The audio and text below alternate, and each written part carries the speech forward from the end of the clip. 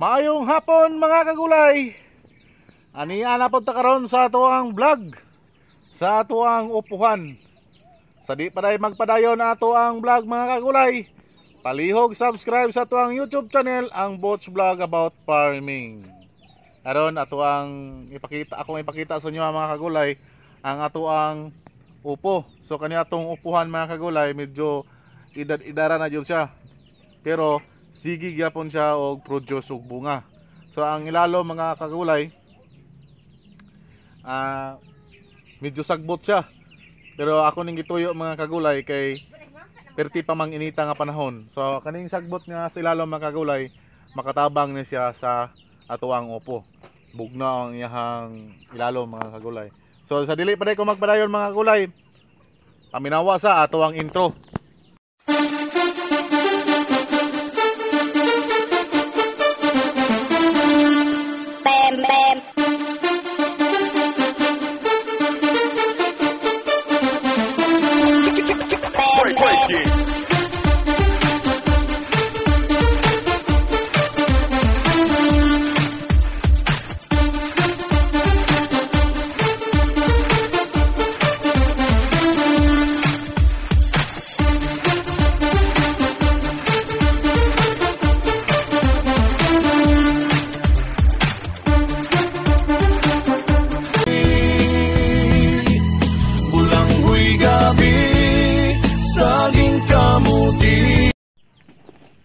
So mano to ang upuhan mga kagulay.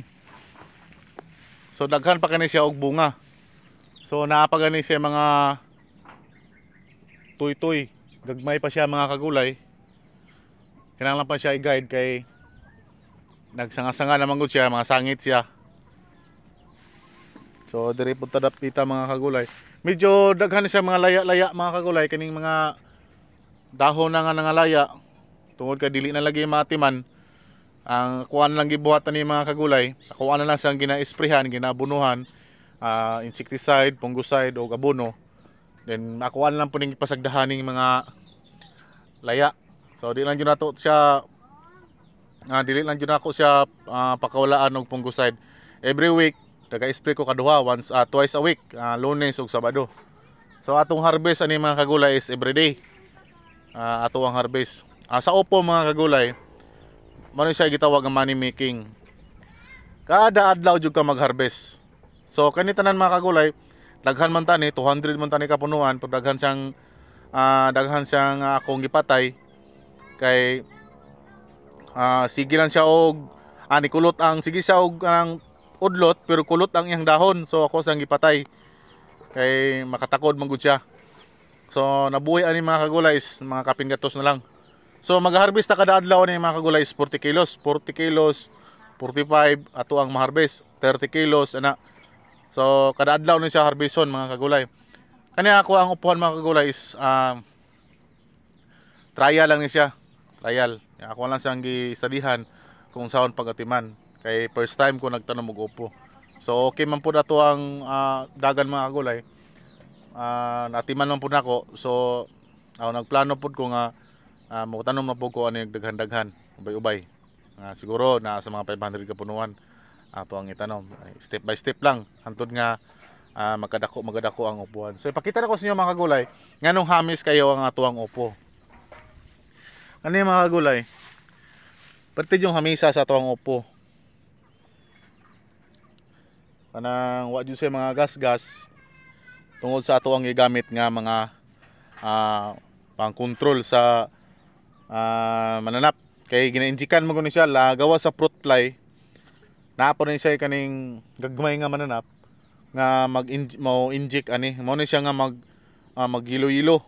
Ang iyang duga ani nga tong upo mga kagulay, aning duga sa upo, once nga ma-injikan siya, upilit siya sa panit. So bisan saon nimo siya mga kagulay, di na jud siya makuha, matawag siya mancha. Press ani mga kagulay. Press ani.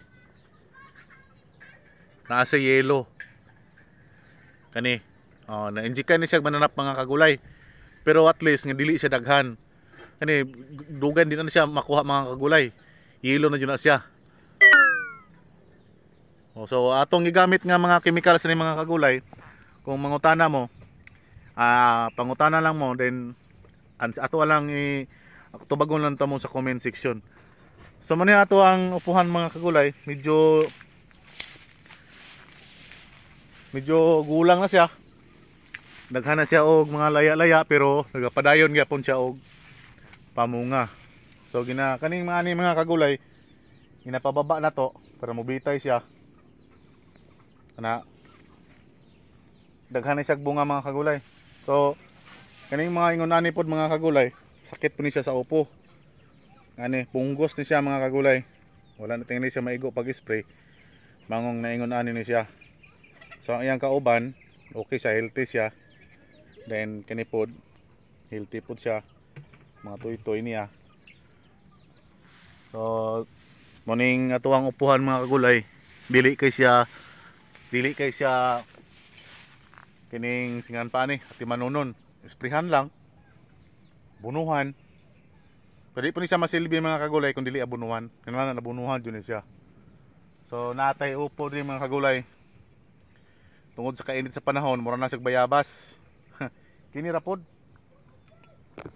rapod nga bunga moy naingon ani. Siguro kwanto sa igo to sa init mga kagulay, kay pila na kaadlaw ang init na mo diri. Mga tulo ng kasimana siguro ang among init. So naadyo epekto ang bunga sa atuang upo mga kagulay, bisan unsa nga tanom naadyo epekto. So dara paubos tag tuy-tuy. Ipakita na ko sa inyo mga kagulay katong mo inject na magilo-yelo ang bunga. Dara mga kagulay ha. Ano mga kagulay?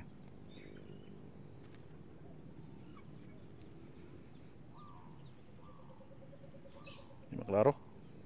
Kani siya mga kagulay oh. Kanda nga mananap.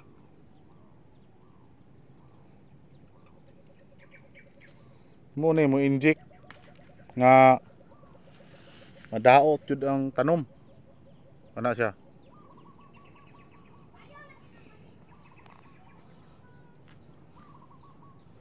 Mulupad na siya mga kagulay. Then mutusok. Diri mutusok. Once nga matusukan niya mga kagulay, mugawas ang duga sa upo, mahimo siyang mantsa. Hindi na siya makuha, pangit na siya tanawon. Daghan kay mga tuy-tuy mga kagulay. Para ito na ipababa. Kaya kung di mo baba, di makita yung harvest, dihan na siya mudako, katinang dako maklas B na hinuon. Dara po datong bunga mga kagulay. Ate kapayas, tamis kay nga kapayas mga kagulay. Dara ito ni ibaba na siya. So ganado kayo atong ubo sa upuron mga kagulay, kay bago lang jud giulan. Karong adlaw ra jud giulan sulod sa dugay-dugay panahon nga giinit. Hames kay tong upo mga kagulay. Hames kayo. Yan ato kapayas. Dagko kani nga kapayas sa mga kagulay. Gagmay lang ni siya kay gagmay lang ni siya tungod sa init. So diri sa mga kagulay, mahal king kilos kapayas tag 3 ang hilaw. O sa hinog 15. Kada tong upo. Naay isa ka upo na diri mga kagulay, isa ka punuan na ni kung itistingag tanom. Murag kaning bil ang purma. Dara. Murag siya bil, isa ka punuan na ni siya mga kagulay. Kada stock niya mga kagulay, duha yang bunga. Mo jud ako namatngunan kada katay niya. Dura po'y bunga niya. Mura po na ako namatngunan sa iya ha. Nga sa iyahang isa ka punuan, tagduha ra jud bunga hantod nga nag-harvest ana. Bunga na po siya duha ka buok, nguna na lang gyapon. Lahi na siya nga variety, ako ra po nang pinangayo sa kuwang kauban nga tanom og gulay. Ingon nila daghang kusog na mamunga. Sa isa ka isa ra may duha ra may bunga. Wa na may tuy-tuy. Ini mga kauban mga kagulay, yung tapad, matag-as man. Kanara po siya, isa ra po na sa kapunuan, kung itistingan. So, okay man po. Ana diri mga kagulay, duha ka bukbuka pero patay. Nag-harvest atong duha. Mamunga na po sila duha pod ka buok. Kansi ni nga kansi ni nga upuha. Ni nga variety. Kay sa isak punuan duha ray bunga. Yung platon pagkag harvest usa pa pod mamunga. Kansay. Baba na to ni. So di pares ani mga kagulay kani nga ba upo nga sunod-sunod ang bunga. Isa, duha, tulo, upat, then napay ikalima nga gamay. Kung di siya mamatay, magsunod-sunod yun siya mga kagulay. So ang variety na to ni nga upo mga kagulay is Mayumi. Tara to mga gwapo kayo nga upo. Manay kusog kay mamunga. Tara, kusog ni siya mamunga mga kagulay. Magsunod-sunod ni siya, press ani mga kagulay. Nagsunod-sunod niyang bunga. Sugod ang dakot sugod ani. Na isa ka buhok wala ni padayon tungod sa kadaghan. Nga nagsunod-sunod. Tanggalon nato ni siya. So kani goods na ni. Isa, duha, tulo, upat, lima, unom. Isa ka punuan na siya mga kagulay. Isa ka punuan. Tara, gisugod ta dire. Subay dire. Mano yang bunga. Subay na pud ta dire. Mao na pud ni iyang bunga. Duha. Kani pud mga kagulay dire duha. Duha na po iyang bunga.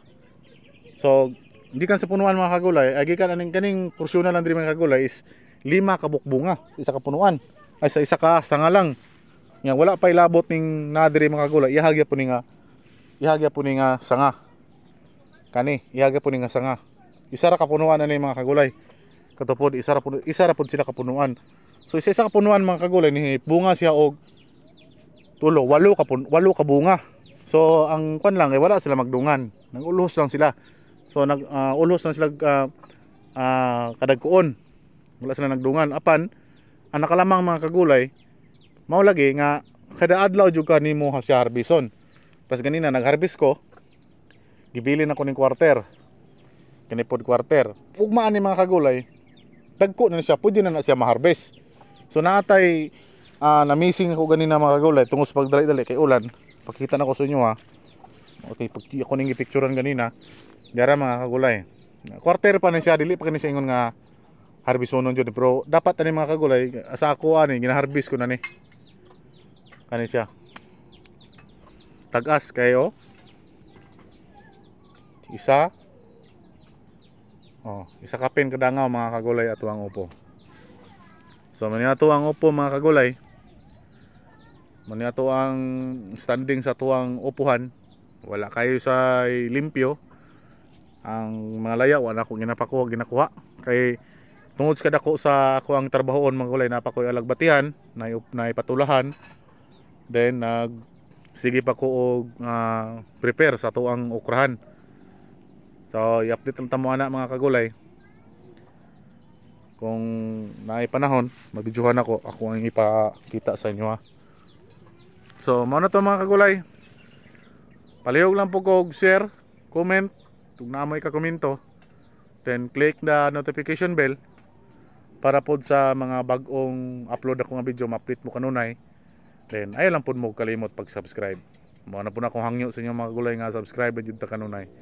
Mas nga matanawan ninyo ato ang mga videos. Kaya dili lang kay ni nga